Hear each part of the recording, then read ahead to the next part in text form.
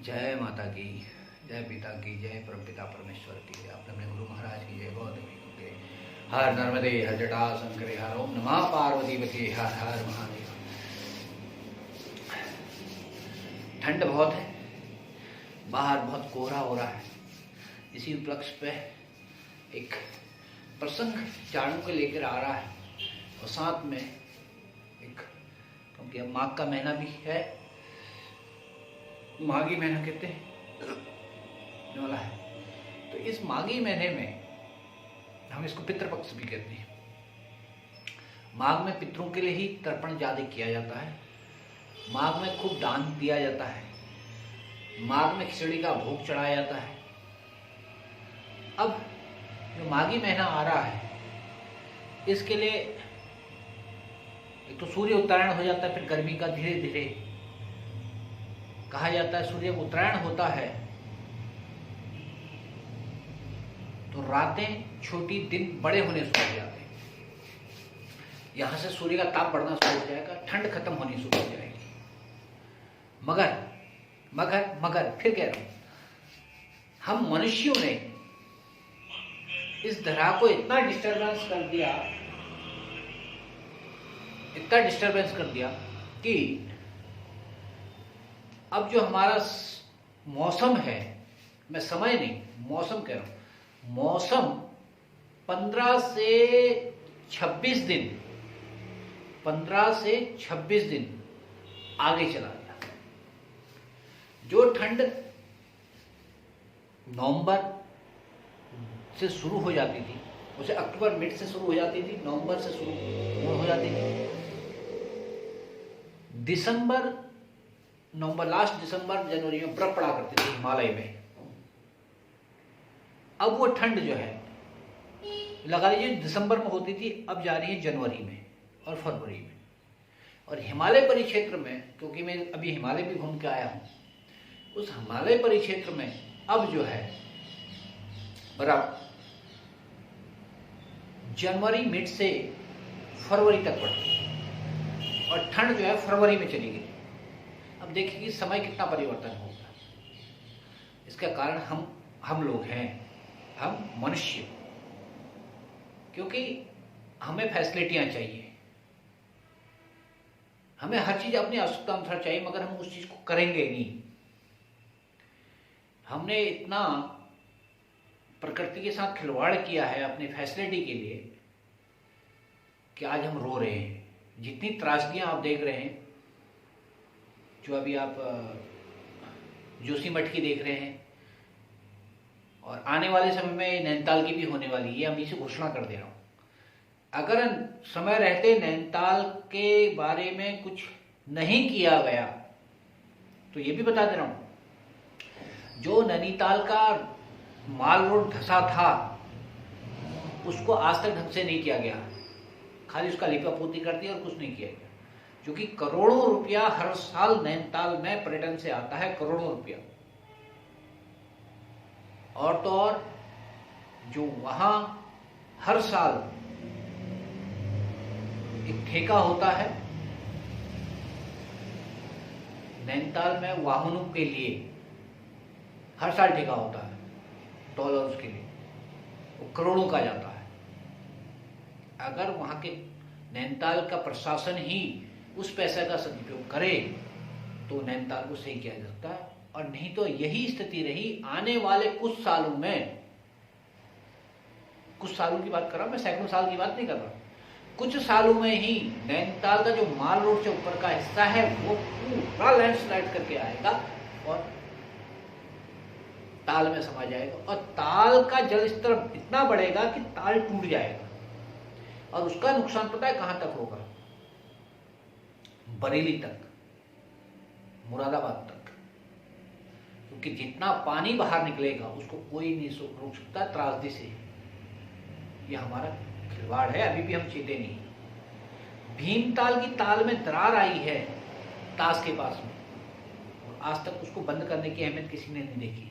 और जिस दिन वो दरार ज्यादा हो गई, दबाव बढ़ा, जिस दिन भीमताल और नैनीताल का पानी एक साथ हो गया भूस्खलन में या त्रासदी में, भूकंप में, तो समझ लो गया। और इसके जिम्मेदार कौन है? हम लोग हैं। कभी इस उत्तराखंड में बड़ी शांति रहा करती थी, बगीचे हुआ करते थे, फूलों के फलों के बगीचे हुआ करते थे, खेती होती थी अच्छी खासी। और आज अगर उत्तरांचल आप घूमेंगे तो उत्तरांचल लगभग वीरान सा हो गया है। जितनी खेती थी सब खत्म हो गई है और पूरा कंक्रीट का जंगल हो गया। जो बारिश धरती के अंदर जाती थी, जिसके वजह से धरती के अंदर पानी मौजूद रहता था, आज वो पानी धरती के अंदर जाता ही नहीं है। और दूसरी बात, बारिश ही होनी बंद हो गई, बर्फ पड़नी बंद हो गई। क्यों? जो बगीचे के पेड़ थे वो पेड़ खत्म हो चुके हैं। जो पहले लोग जानवरों को खिलाने के लिए घर में भिमुल भी लगाते थे, खेतों में बांस लगाया करते थे, आज वो सब खत्म हो गया। और तो जंगल का बांस भी खत्म हो गया। तो प्रकृति में गर्मी बढ़ गई। और अब क्या है कि जिस परिक्षेत्र में कभी ठंड से हालत खराब होती थी, अब उस परिक्षेत्र में अगर आप भ्रमण करेंगे तो एसी, पंखे चलने लगे हैं। कभी आपने नाम सुना कि हिमालय परिक्षेत्र में पंखा चला? हिमालय जिसका नाम है, मगर आज उस परिक्षेत्र में पंखे चल रहे हैं, एसी लगाने शुरू करते हैं, क्योंकि एसी गाड़ियां आनी शुरू हो गई। इतना वाहन आ रहा है जिसके वजह से ग्लोबलाइजेशन इतना हो गया कि बर्फ पिघलनी शुरू हो गई। इतनी बर्फ बहुत पीछे चलेगी, हिमालय बहुत पीछे चला गया। इसके लिए हम जिम्मेदार। जितने भी उच्च पदासीन लोग हैं, जितने पढ़े लिखे लोग हैं, जो गांव वालों को अनपढ़ कहते हैं, हिमालय के लोगों को अनपढ़ कहते हैं, ये पढ़े लिखे लोग दिल्ली, बॉम्बे, पूना, महाराष्ट्र से आकर यहाँ बसने वाले, हवाई जहाजों से आके बसने वाले, एसी कारों में चलने वाले, जो गंवाड़ी कहा कहते हैं हम लोगों को, हिमालय के लोगों को, उन लोगों ने हमारा हिमालय खत्म कर दिया। आकर एसी गाड़ियों में आते हैं, गंदगी यहाँ फैलाते हैं, फिर अपना चल देते हैं। यहाँ लोगों, गांव के लोगों ने बेवकूफ समझा और सस्ते में जमीनें ली और अपनी जो है बिल्डिंगें विला बना दी। इतना वजन लाद दिया धरती पे यहाँ की कि वो खिसक रही है धीरे धीरे। और उसका भुगतान कौन कर रहा है? हमारा उत्तराखंड। और सरकार अभी भी नहीं छेड़ रही। नुकसान हमारे उत्तराखंड को है, हमारे लोगों को है। लोगों ने एक बार वो पैसा नहीं देखा, सस्ते में जमीन बेच दी, उसके बाद वो मजदूरी करने लग गए। तो मेरा गवर्नमेंट से भी है कि बाहरी लोगों को कम से कम किसी परिस्थिति में कम बसाना चाहिए। जो वहां की ओरिजिनलिटी है उसको वैसी रखना चाहिए। आज देखेंगे, आज हमारा उत्तरांचल खत्म होते जा रहा है। ऐसे ही अगर चलता रहा तो हिमालय धीरे धीरे खत्म हो जाएगा। एक पीड़ा थी, क्योंकि मैं हिमालय घूमता रहता हूँ और बहुत सा परिवर्तन मैंने हिमालय परिक्षेत्र में देख चुका हूँ और जन जन की देख ली है कि कितना वीरान है। कभी अभी बीच में और निकलूंगा तो आपको वीरानियत दिखाऊंगा कि पहाड़ कितने वीरान हो गए। मैं एक वीडियो उस पर भी बनाऊंगा, तो आप देख के चौंक जाएंगे। तो मेरी सबसे प्रार्थना है कि कम से कम अपने घर के आसपास में 8-10 पेड़ जरूर लगाएं। और जो भी जमीन बेच रहे हैं उनके घर के आसपास में अगर पहाड़ में बांज के पेड़ हैं तो बेचने समय ये शर्त रखें कि ये बांज के पेड़ ना कटें और उल्टा उनसे और लगवाएं। जो भी विला बनाए, जो भी जमीन को खरीदे, तो हमारा पहाड़ सुरक्षित रहेगा, बचेगा, आने वाली पीढ़ियां बचेंगी। नहीं तो महाराज एक समय ऐसा आएगा ये उत्तराखंड विलीन हो जाएगा। वैसे तो एक बार विलीन होना है, क्योंकि कलयुग का परिक्षेत्र चल रहा है। कलयुग का अंत तभी आएगा, सतयुग तभी आएगा जब उथल पथल होगी। तो एक बार किसी चीज का अंत तो होना ही है, मगर समय से पहले अंत ना हो, विनाश ना हो और उसके भागीदार हम ना बने। हम ऐसा तो काम करके जाए।